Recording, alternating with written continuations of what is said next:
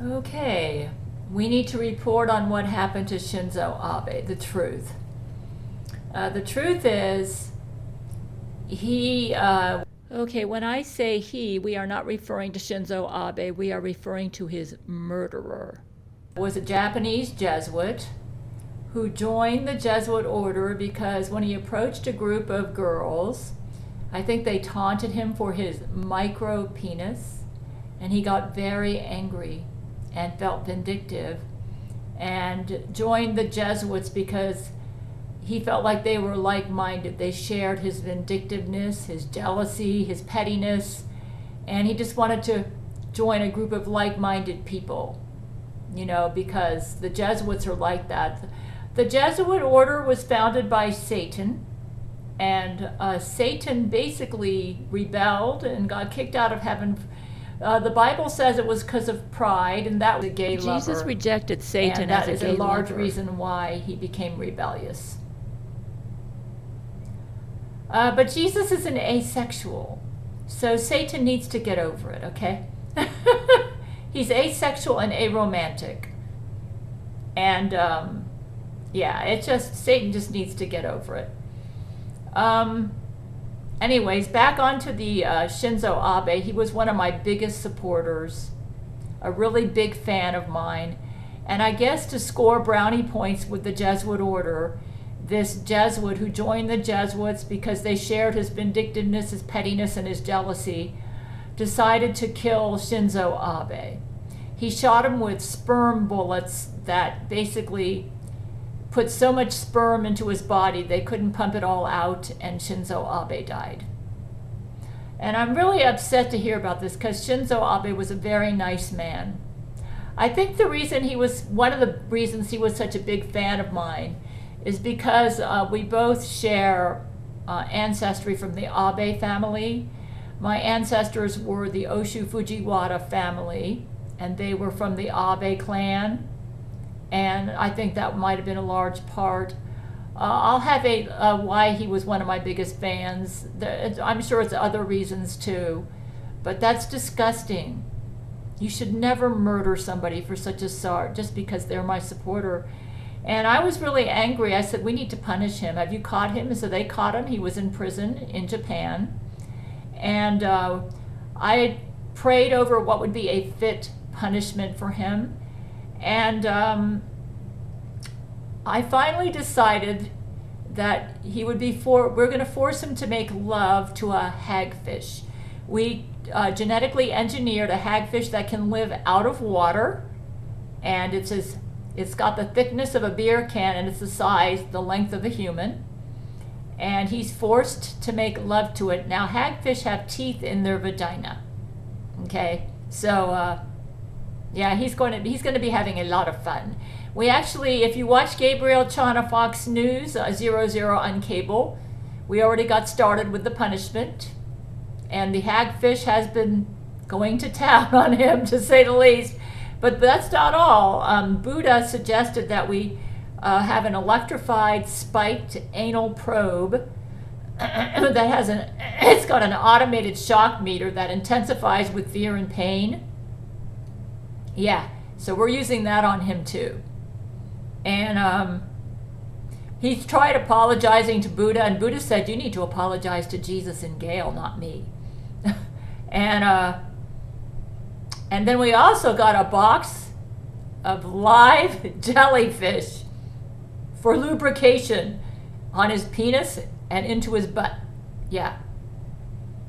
Yeah, so that's what we're doing, and I'm just sending fair warning out to you Jesuits. If you try to kill any of my supporters, just to try to score brownie points with Satan's Jesuits, we will make an example of you like we are making an example out of this Japanese Jesuit, okay?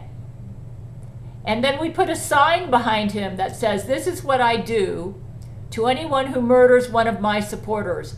So you can go watch his punishment on Gabriel Chana Fox News. Yeah, that was disgusting what he did to Shinzo Abe. Shinzo Abe was a nice man and did not deserve that. That's absolutely disgusting. Yeah, I created a web page about this, so you can check the link out underneath this video. But I'm giving fair warning to you Jesuits out there. If you murder one of my supporters and we catch you, we will punish you and make an example of you, just like we're doing with this guy. From what I understand, he's been crying and cringing. He's not having fun making love to a hagfish. You say, why did you choose that method? Because Jesus said that my ex, David, his punishment would be he would have to make love to a hagfish in hell. So I thought, ooh, that seems like a fit punishment for this Japanese Jesuit. Yeah. And because he's Japanese, we wanted to make sure it would be something that would bring him a lot of shame, because the Japanese culture is big into honor. We didn't want him to have an honorable death, should we say. Though I'm not sure that we want to execute him, though he deserves it because he executed somebody unjustly. But I was thinking if he goes for a month where he shows deep repentance and remorse, we might forgive him and let him live.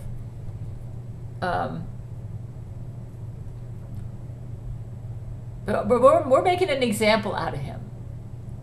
I'm not putting up with this Jesuit crap. Yeah, you don't murder somebody just because they support me. That's disgusting.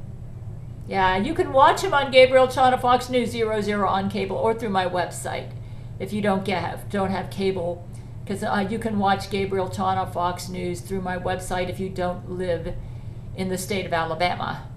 So, yeah. Yeah, there's a big sign over him that says, anyone who murders one of my supporters, you will suffer likewise. So yeah, that's disgusting. I did mention in my last video that that I'm working on Bible for future saints. I do want to make clear that I'm not sure that this is going to be the future Bible. It's just my personal Bible, okay? Because the Bible just isn't working for me right now. I think I've just got too many bad memories because Baphomet put a spell on all the pages of my Bible when Jesus was in a coma, and just too many bad memories. Plus the prophecies are all canceled, so it's just not working for me. But if it works for you, it's fine as long as you understand that the prophecies are canceled, okay? Jesus said we need to view the Bible now as a history book. And when we asked him about, he said as far as any future Bible or Bible prophecies, he said it's nobody's business. That's basically what he said. The reason I am compiling all the conversations that I've had with him into a book is to make my own personal Bible, okay? Because I'm finding that when I go reread stuff he said to me in the past, it's helping me to better understand what he'd want me to be doing right now.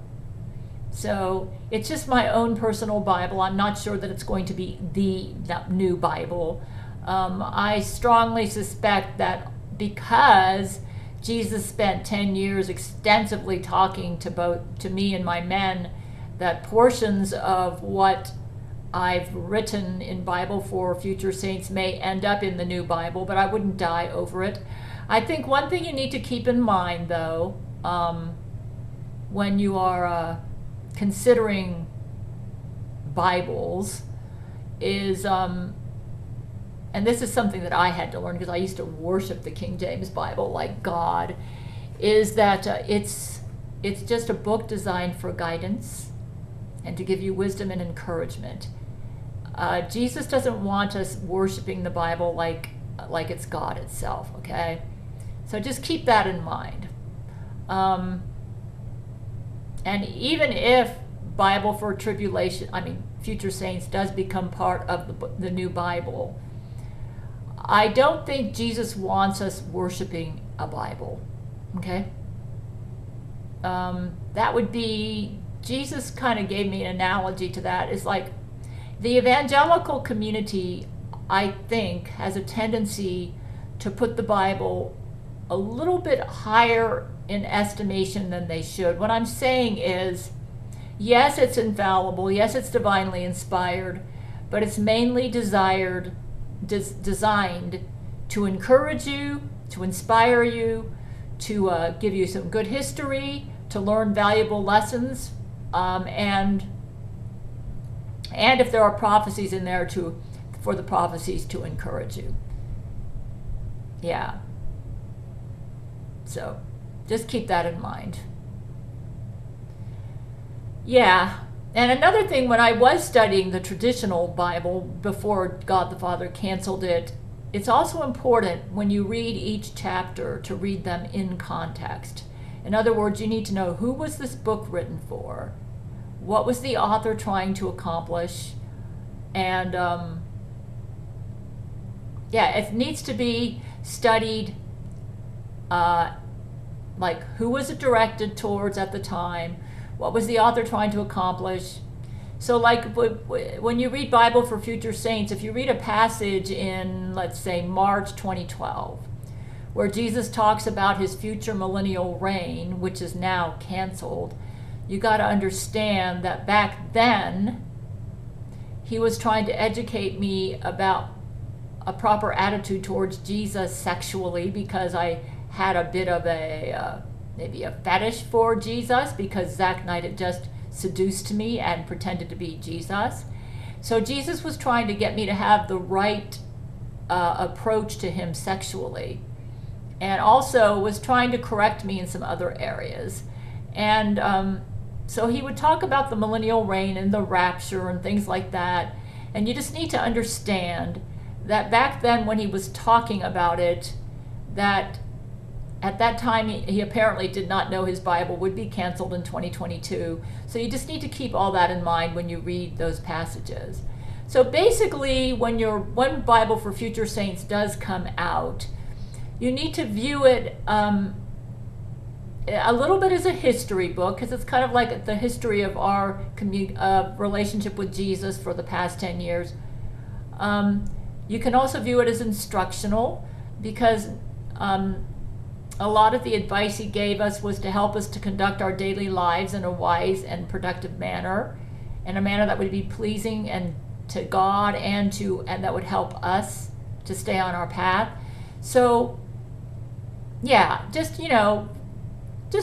like with the traditional Bible, when you read a chapter, you need to keep what you're reading in context. Understand why it was written, who it was directed to, and what the context was all about. And then you'll interpret the passage correctly. And that's true of the traditional Bible as well as Bible for Future Saints. My guess is, I don't think the world is ready for the new Bible right now. So I don't think Jesus is going to be bringing it on.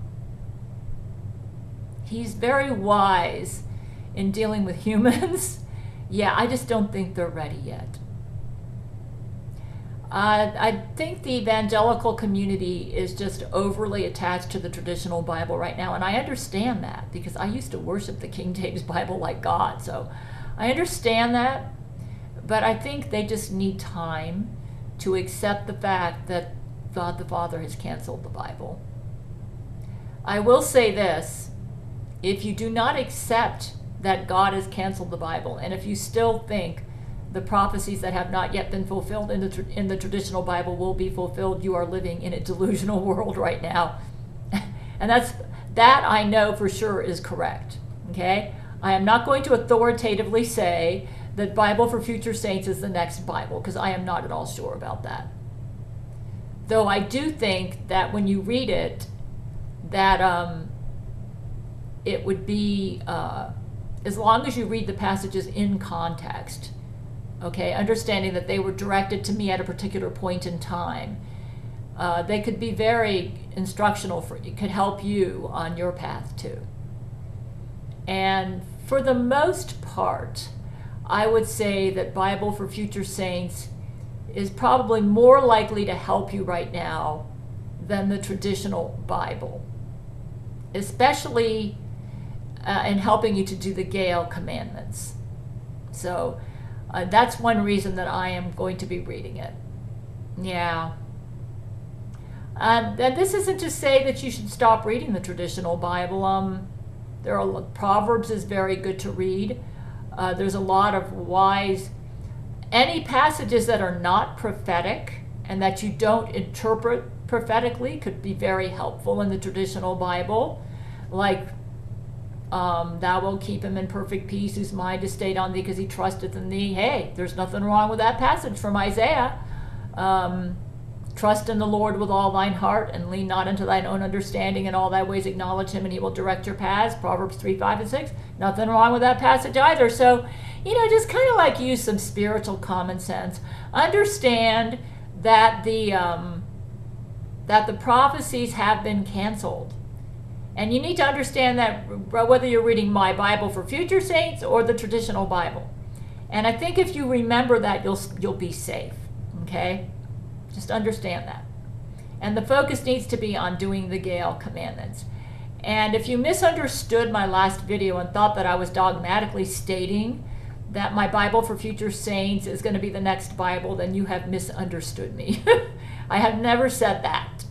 I am not on an ego trip, and I'm basically creating my own personal Bible because this is the one that I'm going to be reading most of the time because it helps me more. I miss Jesus, and when I read what he said to me in the past 10 years, it encourages me. It makes me feel like he's here, and then sometimes I get reminded of things and that I forgot. He's given me a lot of wise counsel over the past 10 years, and I wanted to share that with the world. Regarding the bed bugs in my apartment, we found out they came from Baphomet.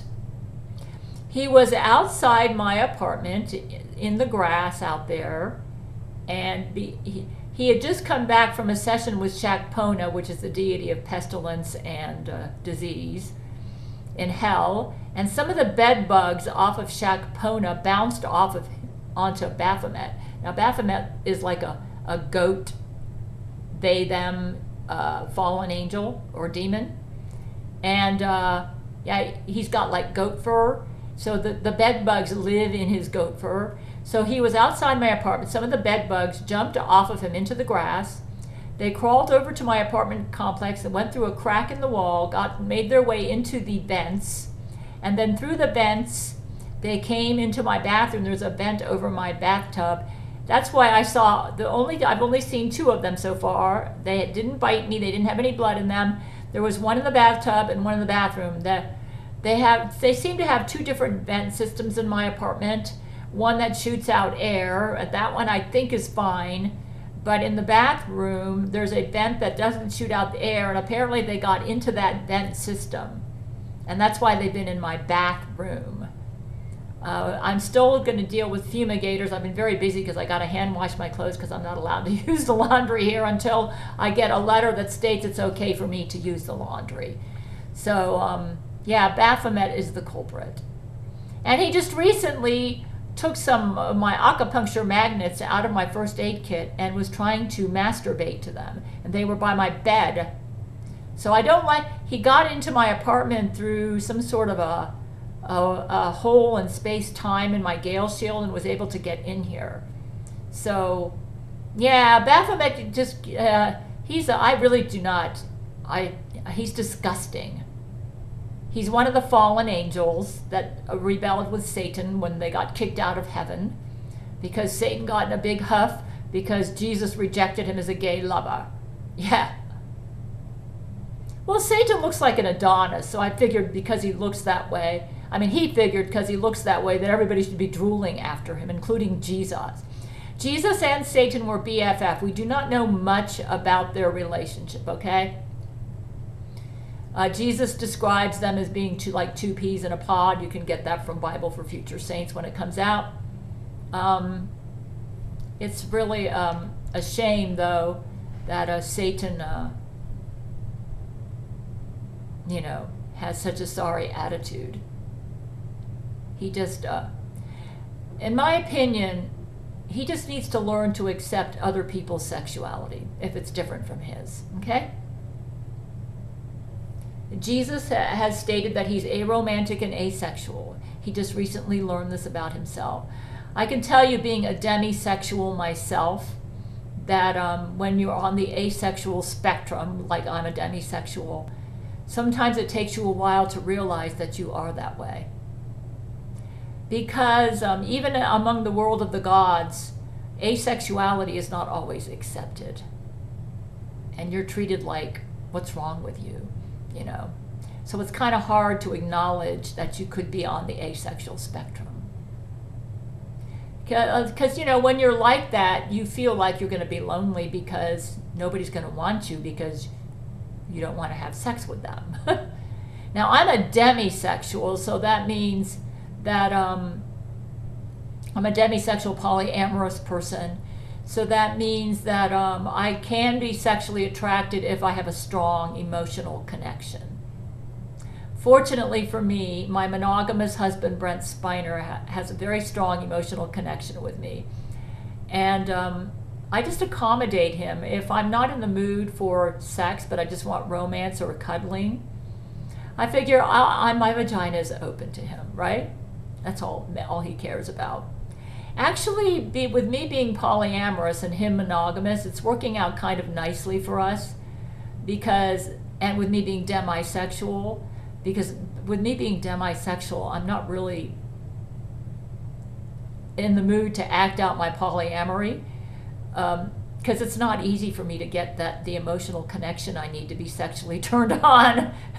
So I'm mostly into Brent anyways. It's almost like being monogamous. So it's working out great for him. I think he loves having a wife who's a demisexual for that reason.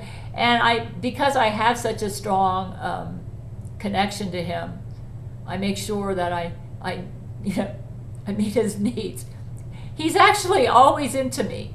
So, but it's working out good. But he's been studying up on demisexuality to make sure that he gives me space and everything. And I look at it this way. I tell Brent, sometimes I'm not in the mood for sex, but I just want to cuddle with you and just feel your body next to mine. But my vagina is always available to you. So he said, that's good enough for me. He says, I mean, I may not be able to give you a thrilling orgasm all the time, because when you're demisexual, your emotional connection sometimes can ebb and flow, you know. And basically, you just need to relax about it and understand that your sexuality is going to be like that, especially if you're demi, and don't get all hyped up about it, and just make sure that you communicate well with your partner. So, yeah. You might say, what about your polyamory?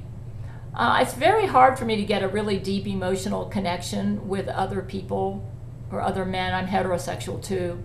So it's actually working out really good for me, because I actually prefer to have most of my sex with Brent. And when the marriage list was never my idea. Can you imagine a demisexual with a marriage list? It was never my idea. Never. I thought that was what Brent wanted. So, yeah, it was never my idea. And most of the times when I had brain-to-brain sex with like Matthew McConaughey or Gerard Butler, I had romantic attraction, but I didn't have sexual. But I just did it because I figured it was expected of me. And I thought, well, maybe while I'm having the brain-to-brain with them, the sexual attraction will happen. And with them it did, but it wasn't very long-lasting, because my emotional connection with them is not deep enough for me to have a lasting sexual attraction with them. So now that I know who I am, I think it's helping out my relationship with my monogamous husband, because he thought, oh, you have such a strong sex drive and you're polyamorous and you just need to have all these men, and I've been so jealous and feeling so insecure about it. And now that he realizes that in most of the cases when I was doing it with the other ones, I didn't really want to, that there was a big misunderstanding. We're both kind of relieved. It's like, I'm relieved Like, I only have to have it with Brent. I don't have to have it with all the others. I don't really want to have it with all the others. And then he's relieved, like, oh, she doesn't really have a need to have it with all those guys. She really enjoys my monogamy. So it's working out great. I'm going to tell you, if you're not monogamous and you have a monogamous partner and you're demisexual and polyamorous, that can actually work out really good. Because it's relatively easy for me not to have it with anyone but my husband. Because I don't really want to have it with anyone but him. He's the one I've got the deepest emotional connection to. Now, let's say the emotional connection got blocked or it wasn't strong, then it could be a problem for a demisexual to be in a monogamous relationship. Yeah. But with Brent, we've got the strongest emotional connection.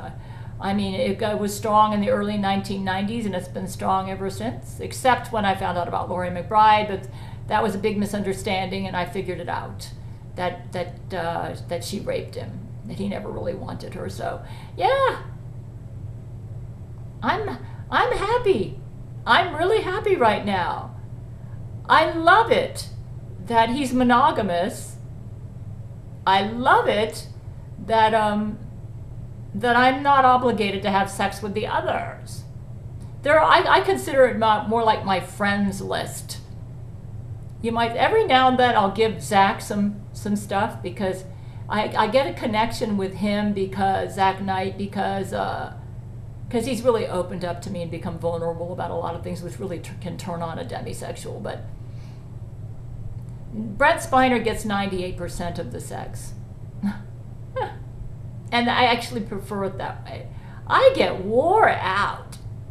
I mean, literally wore out if I have to spread myself out too much. A demisexual can actually feel like they're raped if they're forced into sex with somebody when they're not sexually attracted to them. Yeah. Yeah, it's just... I created a page, a really good page about demisexuality. So if you suspect you're like me, check it out. That'll be underneath this video too. So I created a page about the horrendous murder of Shinzo Abe. He's in heaven right now. And about demisexuality. We demisexuals get misunderstood a lot. Yeah. You know, I didn't realize this. I thought all women were like me. I thought every woman needed a deep emotional connection before sexual attraction. I didn't realize how different I was. So knowing who I am is really helping me to have a healthier relationship with my husband. I'm feeling so much more relaxed. And I'm feeling better about saying no to sex when I don't really want it. Before I felt kind of obligated. It's like, I've got this marriage list. I owe them some sex. And now I'm realizing I don't owe anybody sex. Except my main man, my husband. But even in that case, Brent,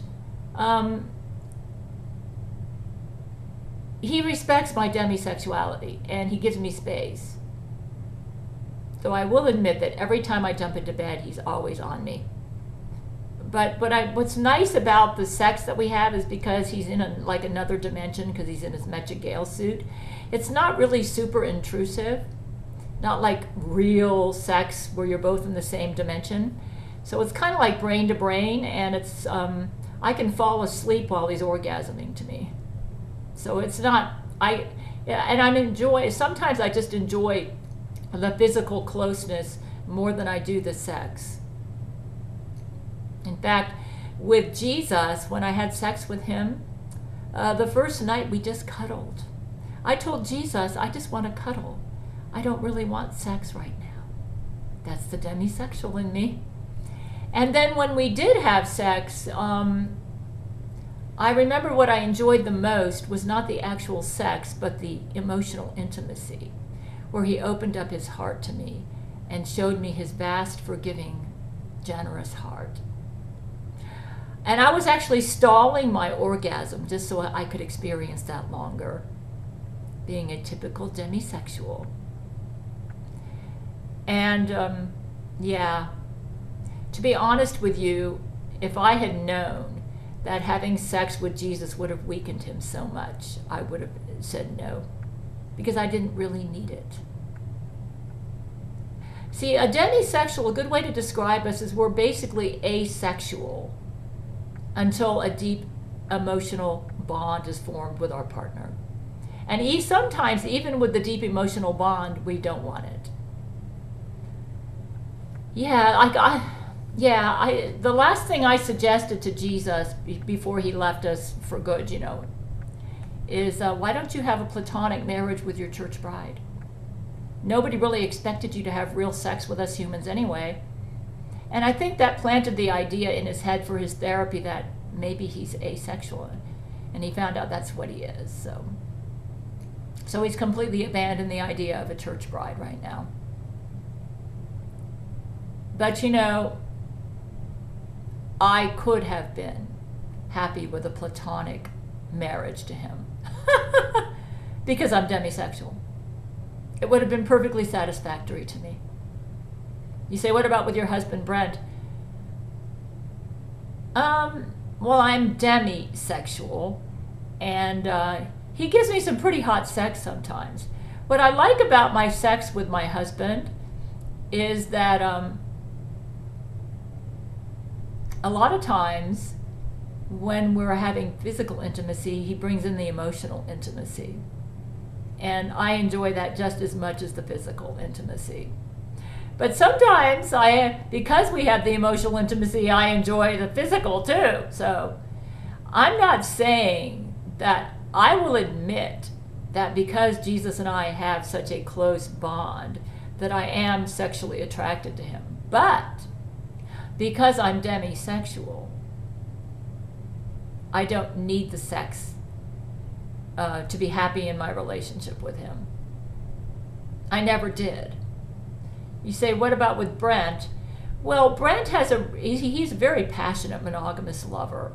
And I enjoy my sex with him. Though I got to admit, sometimes I get in a more of an asexual mood, and I'm not aromantic. Like, I can get an immediate romantic attraction, but I am demisexual, so I enjoy having one-on-one with my soulmate, the one I'm most closely bonded to, and that's Brent. And yes, when a demisexual has a strong enough bond, they can be a passionate firebomb in bed.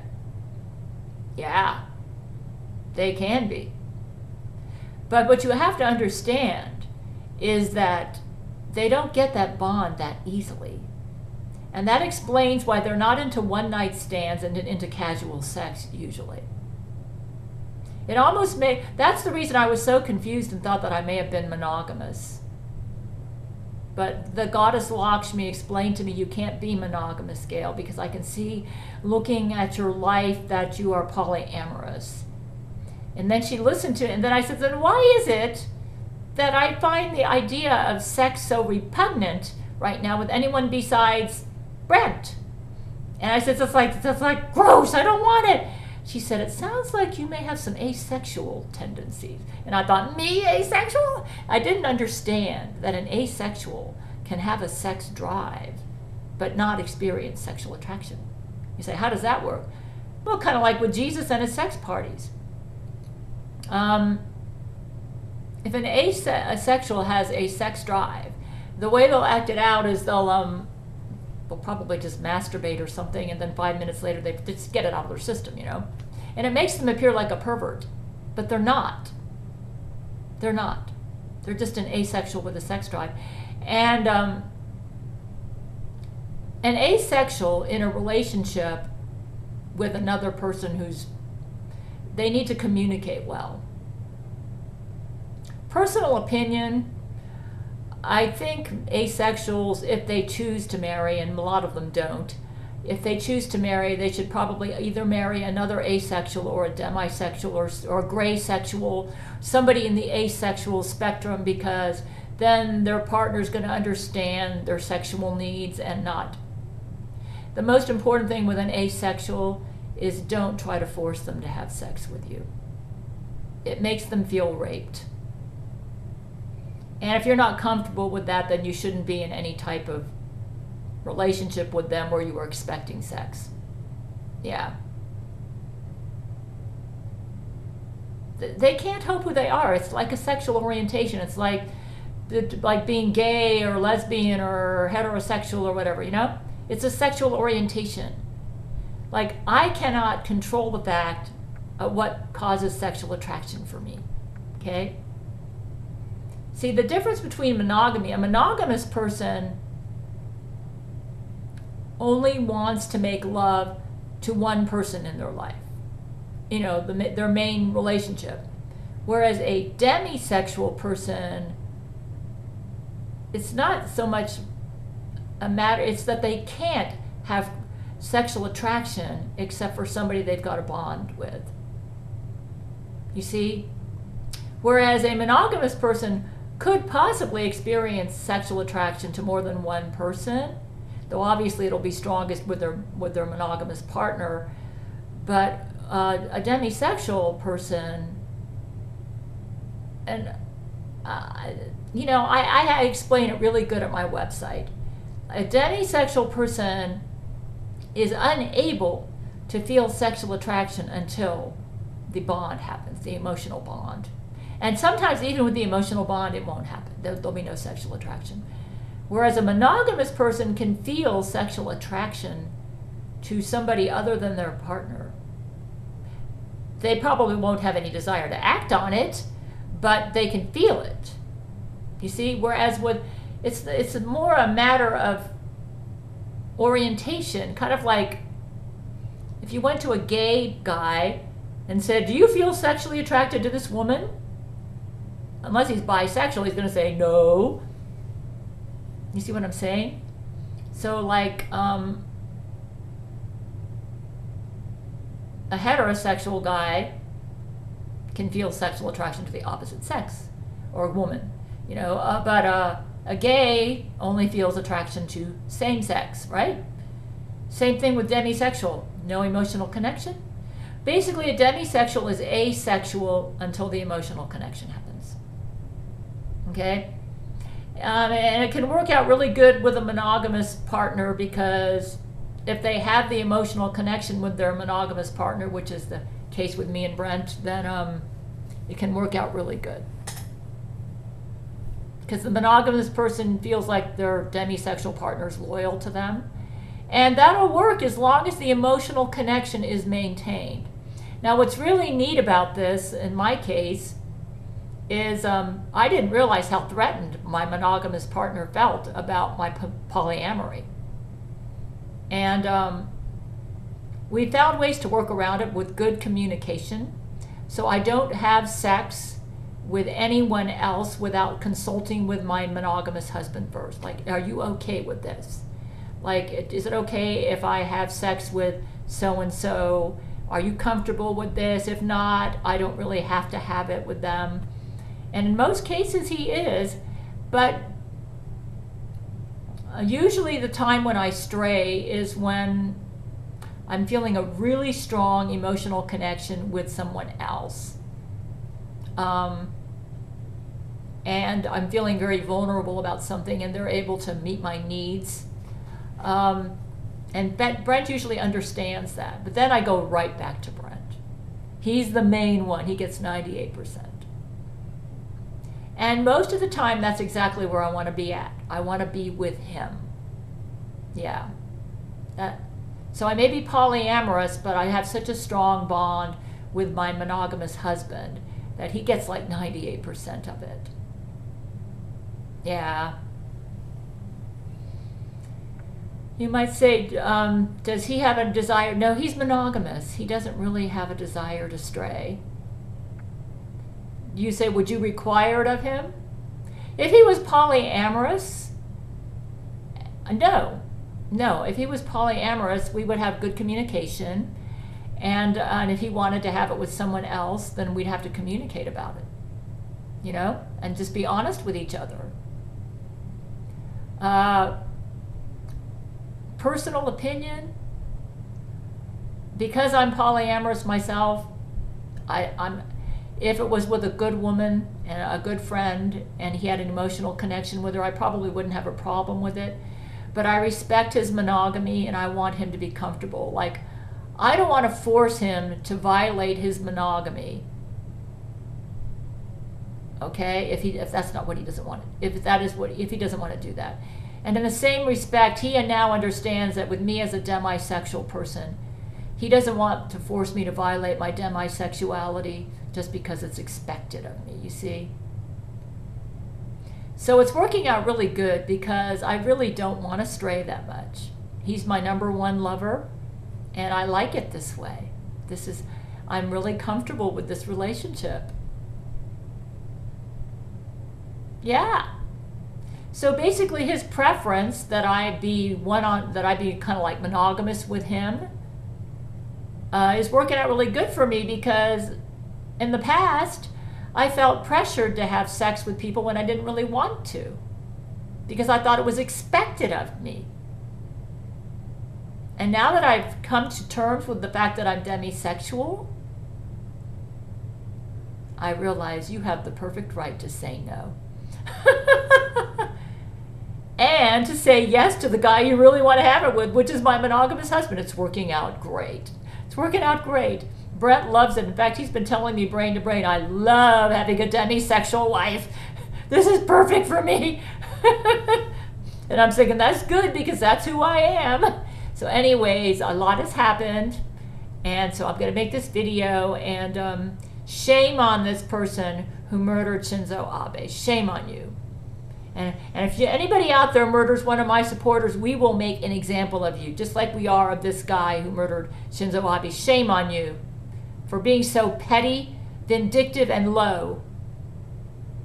That's just disgusting. Satan needs to understand and accept people whose sexuality is different from his. And he needs to get off of his high horse and think that just because he looks like an Adonis, that everybody wants to go to bed with him. Frankly, as a demisexual, the only way Satan could get me to want to go to bed with him, in spite of his six-pack abs and looking like an Adonis, would be if he guilt-tripped me, which he did one time, or he used brain control. Other than that, the thought of making love to him makes me want to puke.